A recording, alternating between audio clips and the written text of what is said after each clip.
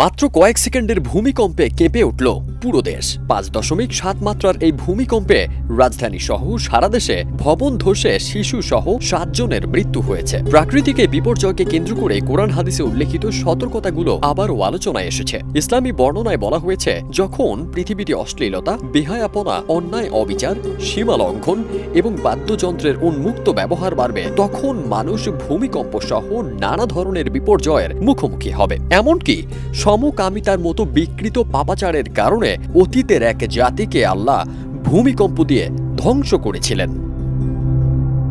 পবিত্র কোরআনে বর্ণিত হয়েছে, আল্লাহ তাআলা বলেন, আমি লূত আলাইহিস সালামকে প্রেরণ করেছিলাম। তিনি তার সম্প্রদায়কে বললেন, তোমরা এমন চরম অশ্লীলতা ও নির্লজ্জতার কাজ করছো যা তোমাদের পূর্বে সারা পৃথিবীতে কেউ কখনো করেনি। তোমরা কাম প্রবৃত্তি পূরণের জন্য নারীদের ছেড়ে পুরুষদের নিকট গমন করছো। নিশ্চয়ই তোমরা সীমালঙ্ঘনকারী জাতি।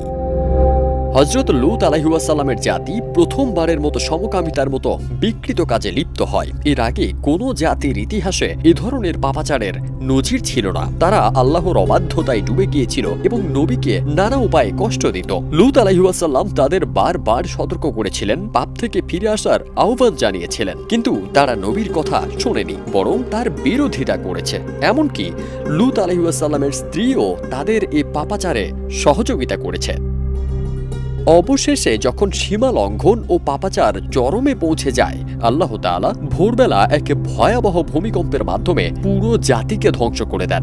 ভূমিকম্পটি এতই শক্তিশালী ছিল যে তাদের সমগ্র নগরী উল্টে যায় ও চিহ্ন মাত্র অবশিষ্ট থাকে না। বর্তমানে দেশে নৈতিক মূল্যবোধের অবক্ষয় হচ্ছে। মানুষ অনেকেই আল্লাহর সীমা লঙ্ঘন করে ব্যভিচারে জড়িয়ে পড়ছে। কোরআন হাদিসে বলা হয়েছে, যখন সমাজে পাপ, অন্যায়, অবিচার ও অশ্লীলতা ছড়িয়ে পড়ে, তখন আল্লাহ মানুষের প্রতি সতর্ক বার্তা হিসেবে বিভিন্ন বিপর্যয় পাঠান।